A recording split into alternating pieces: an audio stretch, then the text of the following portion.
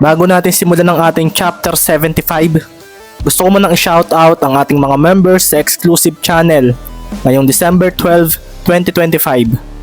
Shoutout kay Aisen, Emilia Madoro, Jehan Igia, Mask Brillo, Avrin Liin, Christian Nimenso, Ray Colocar, Paul King, J-Boy Pablo, Jeffer Dolar, Noel Lumugdang Jr., Roger Cortez Jr., Albert Bongcalo, CODM Pro, John Kim Bichachino, Biko Ilapil, Norhamin Sultan, Angelo Torres, Mark Kevin Hermoso, Eric Lazaro, Pedro, Malbas John Benedict, Sally Guevara, Aaron Katabay, Ronald Esok, Joffril Indiana, Ner 016, Cordo Valoy, Michael Upaw, Aldrin Pedong, Von Ebiona, Mark Angelo Bibas, at kay Alitaptap Vlogs. Para naman sa mga gustong ma-shoutout, mag-member lang kayo sa ating exclusive channel at siguradong mapapasama kayo sa mga susunod na shoutout. Maraming salamat. Kinben Book 6, Chapter 75. Wala na ngang 5 minuto ang natitira sa second quarter at tila ba isang typical na Calapan City ang nasa laban ngayon kung sa score ang pagbabasehan. Kaso, hindi ganito ang nangyari sa kanila sa tatlo nilang naunang laro. Nakaka-score kasi sila, nakakasabay sa kalaban, pero 15 nga lang ang lamang ng Pampanga sa kanila na isang hindi magandang pangitain para sa iba, lalo pat nangyari ito nang hindi pinapalaro ng Lanterns ang kanilang starters. Pero gaya ng sinasabi ni Ricky sa bawat laban nila, hanggat hindi pa tumutunog ang last buzzer ay hindi pa sila talo, kung kaya't nang nasa kamay na niya ang bola ay mabilis na nga siyang binigyan ng screen ng kanyang kuya Baron para sa switching. May plano na silang gagawin at iyon ay suhestyon ni Sir Jason Castro na kanila na nga kaagad susubukan nang makita kung ano ba raw ang magiging resulta. Sa pagpapalitan nga ng katapatan ni Ricky at Baron ay doon na nga medyo napaseryoso sa isip sila Serna. Hinabol na nga nila Serna si Semeron na bigla na lang huminto at tinalikuran siya. Inatrasan siya nito at itinaas ang mga kamay upang hingiin ng bola. Pinasa naman kaagad ni Ricky ang bola kay Baron. Dito na nga napaseryoso ang mga players ng Calapan na nasa bench. Titingnan daw nila kung may gagawin sila Serna o baka hahayaan na naman daw nito na pumuntos ang katapatan nito at babawi na lang sila kapag nasa kanila na uli ang bola. Ginawa na nga ni Baron ang kanyang post move at medyo napaseryoso siya nang hinahayaan lang siya nila Serna. Dito na nga niya binigla ng atras ito at doon na nga napaseryoso si Ricky dahil umiwas sila Serna at ang bola. Natapik agad nito na naging dahilan upang makagawa ng turnover si Baron sa una nitong pagkahawak sa bola. Nakuha nga nila Serna ang bola at sa pagdating ito ay doon naman biglang kumawala ang hawak nito na naipasa na pala nito bago pa dumating si Mendez. Napaseryoso na nga lang si Ricky dahil sa bilis ng reaksyon nitong nauna pa sa kanya. Nasambot na nga ni Sarsona ang bola at dito naman lumitaw si Dizon na hinarangan ito. Kaso agad nitong naibato ang bola kay Magpantay na mabilis sa pinatalbog ito at nang titira na ito ng tres ay bigla na lang itong nakarinig ng sigaw mula sa likuran nito. Si Baron Semeron ito at dito na nga napangiti si Magpantay dahil gaya nga ng sabi nila Serna, malaki ang chance na tumalo na ang kalaban kapag ganito ang gagawin nila. Hindi nga agad tumalon si Magpantay kaso lumampas si Semeron sa tabi niya na nakangisi at biglang hinaklit ang bola mula sa kalaban na nabigla sa nangyari. Sila Serna naman ay kalmado pa rin ang mangyari iyon pero napaseryoso siya kung bakit nakadikit sa kanya si Agoncillo. Ginigit-git siya nito at parang gustong patumbahin. Ano kaya ang gusto nito? Lalayo na lang ako. Sabi na nga lang nila Serna sa sarili kaso sa kanya dumiretso ang ball handler na si Baron at bumigla na naman ang pagtalikod sa kanya. Gagawin na naman ito ang gusto niyang gawin kanina. Ganitong mga player ang walang mararating sa basketball. Sabi pa nga niya sa sarili na hinayaan na lang si Semeron kaso nang lumayo siya ay bigla itong umabante at nagpakawala ng isang turnaround jump shot na nagmintis naman. Tumingin pa nga si Baron kay Lacerna na hindi siya pinansin kaso nang ang rebound ay pag-agawan na ay bigla siyang nilampasan nito at pinatamaan ng balikat. Dahil nga hindi ito pinaghandaan nila Serna, ay parang nagkaroon iyon ng biglaang epekto sa kanya. Napaatras siya at sa paglingon niya kay Cimarron ay marahan din itong lumingon at ngumiti. Sinadya ba ng isang ito iyon? Ito ba ang plano nila? Tanong pa nga nila Serna sa sarili at nang mapatingin siya sa bola ay makikitang nakuha pa ni Cimarron iyon. Ito pa ang nakakuha ng rebound at bigla nitong ipinasa ang bola kay Agoncillo na agad na dinakdakan si Cardona na natawagan pa ng foul sa paghawak nito rito. Paglapag nga ni Tristan ay agad niyang itinulak ito dahil hindi maganda ang ginawa nito sa kanya. Si Cardona naman ay agad na hinarangan ni tatlong hari at napasilbato tuloy ang referee ng maraming beses. Wala namang ibinigay na foul ito dahil si Agoncillo ay agad na umalis at naglakad papunta sa free throw area. Sa pagpunta naman ni Baron sa likuran ay agad siyang tumabi kay Lacerna dahil ito ang kanyang katapatan. Si Mendez naman ay tinabihan si Sarsona na nasa hindi kalayuan. Ang cute mo sa suot mo sa mata, nakakalinaw pala ng mata iyan. Mahinang wika ni Cimarron at napangiti na nga lang si Lacerna at hindi sumagot. Nang pakawala naman ni Agoncillo ang bonus shot ay nagmintis iyon at makikita naman ang pagkuha ni Lee ng offensive rebound na biglang ipinasa sa nasa labas na si Mendez. Napaseryoso tuloy si Coach Miranda dahil pwede na naman daw itira ni Lee ang bola mula sa pwesto nito. Mukhang may binabalak sila. Sabi nga nito at si Ricky naman ay nakita si Baron na hinihingi ang bola.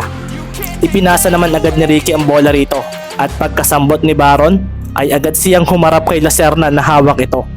Iginalaw-galaw niya ito sa may mukha ni Lacerna at dito na nga makikita ang paglayo ng mga kakampi ni Cimarron. Isolation kay Cimarron? Nasisiraan na ba ng ulo ang kalaban? Nasabi na nga lang ng coach ng Pampanga ng sandaling iyon. Si Baron naman ay tinoton si Lacerna kaso wala itong reaksyon. Hindi sa akin gagana ang mga ganyang pakulo mo. Sabi nga nito at nang marinig ito ni Baron ay bigla siyang nilampasan ito. Ganyan talaga kapag may hina. Mahinang wika ni Baron at pasimple pa niyang sinanggi si Lacerna na napaatras na lang dahil doon. Si Mark Parco naman sa bench ay medyo napaseryoso nang makita ang pangyayaring iyon. Dumiretso nga si Baron at sa pagdating niya sa basket ay bigla niyang iniwasan ang humarang sa kanyang si Cardona. Tila ba dedepensa ito pero hahayaan lang din pala siya. Dumiretso na nga si Baron sa basket at pumuntos ng 2. 11 na lang. Mukhang hindi na yata effective ngayon ang style ninyong mga parol. Sabi pa nga ni Baron na agad na lumapit kay Lacerna. Dinikitan ka agad niya ito at wala siyang pakialam kung mainis ito sa kanya. Nang makita naman ito ni Parcon sa bench ay marahan siyang napakuyom. Ang ingay mo. Sabi na nga lang ni Lacerna na bumigla ng atras at nilampasan si Cimarron. Bibigyan nga kita ng isa. Sabi nga nito sa sarili at sa pagsambot niya sa bola at pagharap kay Cimarron ay nakita na lang niya ang paglabas nito ng dila. Bumigla ng baba ang dribble ni Lacerna at sa paglapit ni Cimarron ay mabilis niyang pinasalo sa kabila niyang kamay ang bola. Ang bilis noon na biglang ikinabago ng ekspresyon ni Baron Cimarron dahil malinaw na isang crossover iyon. Kaso sa paghakbang ni Lacerna ay dito na siya napaseryoso dahil si Mendez ay nasa kanyang harapan at ang bola napalo na nito mula sa kanya. Huli ka, sabi ni Mendez at si Lacerna ay napaseryoso dahil narinig pa niya ang sinabi ni Cimarron mula sa kanyang likuran. Ganyan talaga kapag malalabaw ang mata, still katuloy, mahina.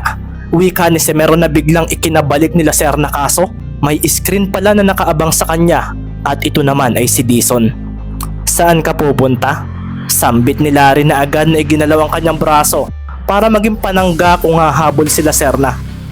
Napapaligiran ka ng mga players na umaasa lang sa iyo rito sa loob ng court. Kaya wala kayong magagawa kung ikaw ang pagtutulungan namin. Kung ako sa iyo, humingi ka na ng tulong sa mga kasamahan mo. Dagdag pa nga ni Larry at makikita naman si Cimarron na inasar si tatlong hari nang ipasa nito ang bola kay Agoncillo na dumakdak na naman ng todo. 55-45 na nga ang score matapos iyon at si Coach Miranda ay napatawag kay Lacerna. Focus Benji! Nasaan na ang strat plan na ginawa natin? Si Mark naman ay pumalakpak at tiningnan sa mata si Labo. Napatango naman si Benji at napahinga ng malalim upang kumalma. Stick lang daw dapat siya sa game plan nila. Hindi raw dapat makakahabol ang Calapan City basta patuloy na susunod siya sa kanilang plano. Sa pagharap nga niya sa kanyang inbounder ay napaseryoso na lang siya nang sinandala na siya ni Semeron. Asa ka pang pahawakin kita ng bola. Baka nga hindi mo pa masambot. Tumatawang wika ni Baron. Napangiti naman sila Serna at bumigla ng tulak sa nasa harapan niya. Kasunod noon ay ang bigla na lang pagbagsak ni Semeron na kinaseryoso ng mga players ng Pampanga dahil sumilbato ang referee at tinawagan ng pushing foul sila Serna. Ref, bulag ka ba? Flop iyon! Sigaw naman agad ni Mark Parcon dahil kitang kita na nag-flop daw si Semeron. Mark, ang bunganga mo! Bulalas ni Coach Miranda kay Mark. Dito na nga siya napatingin sa bench ng Calapan at marahang napakuyom. Ang dumi ng plano mo Cervantes pero magaling. Nasisira mo nga naman ang diskarte ni Benji. Sabi na nga lang nito sa sarili na parang nawawala ang tuwa niya sa mga mata. Napatingin nga rin siya kay Mark dahil alam niyang matalik nitong kaibigan sila Serna at nakikipagbugbugan pa nga ito para rito noon pa man.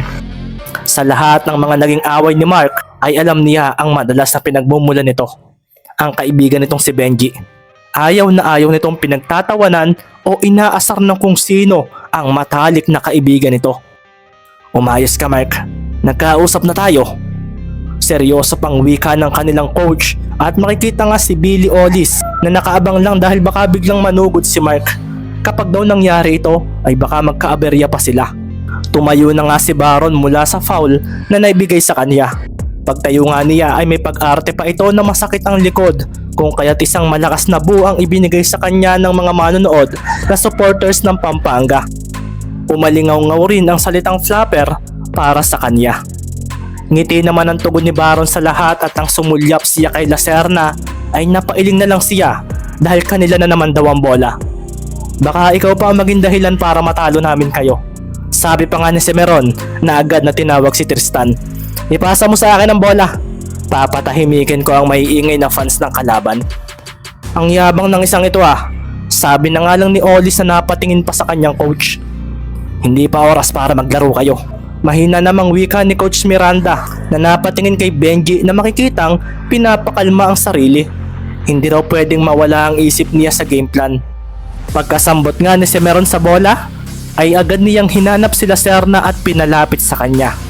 Nang nasa harapan na nga niya ito ay dito na nga si Baron nagpakita ng mabilis na dribble at malakas na buo naman ang ibinigay ng crowd sa kanya. Bigla nga rin itong itinira ang bola at dito na nga tumalon sila Serna para supalpalin ito pero napakagat pala siya sa fake ng katapat niya. Iyan na ba ang pinakamagaling mong game? Kasama ka ba talaga sa victory ng Pampanga? O no choice lang sila dahil baka magtampo ka? Bulalas pa nga ni Baron na imbis na lampasan sila Serna ay hinintay niyang lumapag ito para siya ay muling bantayan. Naririndi na ako sa iyo. Ikaw nga hindi ka naman top player sa team mo. Sagot nga nila Serna at si Baron naman ay halatang walang balak tumigil sa ginagawa. Dahil kung titingnan ay effective nga raw ang pinapagawa ni Coach Castro sa kanila. Hindi nga ako ang top player pero bakit nalulusutan kita? Isa pa, hindi kaya naaawa lang sa iyo mga kasama mo? Dagdag pa nga ni Baron at wala na nga siyang pakialam kung ano pa ang masabi niya. Kung ito raw ang ikakapanalo nila ay gagawin niya. Lalo pat parang minamaliit daw sila ng kalaban sa lineup na ipinasok ng mga ito ngayon. Napakuyom nga sila Serna at sa pagtingin niya kay Semeron ay bigla na lang itong tumalon. Nagpakawala ng harapang tres ito at sila Serna naman ay hindi tumalon sa pag-aakalang fake na naman ito. Kasunod nga rin noon ay ang paghalit ng bola sa basket at doon na nga napasigaw sa tuwa ang mga nasa bench ng Calapan dahil palapit na uli ng palapit ang score nila sa Pampanga. Kita mo ba iyon? Ikaw, kaya mo bang umiscore? O baka kaya hindi mo kaya? Ay dahil hindi mo kita ang basket? May pagtawa pang pangaasar ni Baron sa kanyang katapatan. Si Ricky naman ay naririnig iyon na sa totoo lang ay hindi niya gusto ang ganito pero kailangan niyang tanggapin ang paraang ito upang sirain ang magandang laro nila Serna.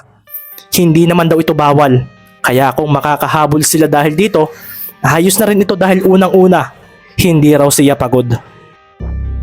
54-48 na nga ang score at makikita nga ang pagkasambot nila Serna sa bola ay agad na siyang hinarangan ni Semeron. Kanina pa yata kayong hindi nakakabalik sa side ninyo ah. Sabi nga ni Baro at dito na nga bumigla ng pagkaliwa sila Serna. Hindi na nga muna niya ipinasa ang bola na ikinaseryoso ni Coach Miranda. Sa pagsabay naman ni Semeron ay bigla na lang nag-sidestep sila Serna at dito na nga makikita ang paglampas niya. Naririndi na ako sa iyo. Wala ka namang panama sa akin. Sabi nga nila Serna at nang makita niyang paparating na si Mendez ay dito na nga niya ibinato ang bola papunta sa naiwan nitong si Sarsona. Sa pagbato niya ay siya naman paglitaw ni Dizon para i-intercept iyon. Pero fake move lang ito mula kay Lacerna dahil sa pagdating ni Mendez ay bigla niyang ibinato sa sahig ang bola. Bumigla siya ng abante at ginamit niya ang kanyang kabilang braso para ipanghawi sa kalaban. Kayo ang mahina. Sabi pa nga sa sarili ni Lacerna at sa pagsambot ng kamay niya sa bola ay dito na nga lumitaw si Semeron na makikita na naman daw niya ang mapangasar na mukha. Itira mo para maniwala ako. Sabi nga nito at si Lacerna ay bumigla ng hinto at sa pagtalo nito ay siya ring pagtalo ni Semeron. Nalinti ka na. Sabi na nga lang ni Coach Miranda dahil nagpakawala ng jump shot ang kanyang point guard. Napakuyom naman si Mark Parcon dahil isang airball ang nagawa ni Lacerna at sa paglapag nito ay doon na nga napatawa si Baron. Ang bulok mo palang maglaro. Bulalas ni Baron at makikita naman ang bola na nasambot ni Agoncillo. Kasunod nga rin noon ay ang pagbato nito sa bola dahil sina Ricky at Larry ay kumaripas na kaagad ng takbo. Si Lacerna naman ay napakuyom ng kamao at kasabay nito ay ang pagseryoso ni Baron dahil naramdaman niya ang gagawin ng kanyang kaharap. Pinagdaanan na niya ito kaya alam na niya ang gagawin ni Lacerna. Kung susuntukin mo ako sa labas ng court. Mahinang wika ni Semeron at dito na nga marahang natauhan si Lacerna. Napahawak nga siya sa kanyang kamao at napatingin sa kanilang bench na nasa hindi kalayuan. Sa pagpuntos naman ni Dizon sa dulo ay siya ring pagsilbato ng referee dahil tumawag na nga ng timeout si Coach Miranda dahil kailangan na raw niyang baguhin ang kanilang game plan. 54-50 ang score at may natitira na lamang na mahigit na 2 minuto sa second quarter. Sa mga gustong bumili ng advanced chapters, mag-PM lang kayo sa makikita ninyo sa screen. 10 pesos per chapter at minimum of 5 chapters ang pwede ninyong bilhin.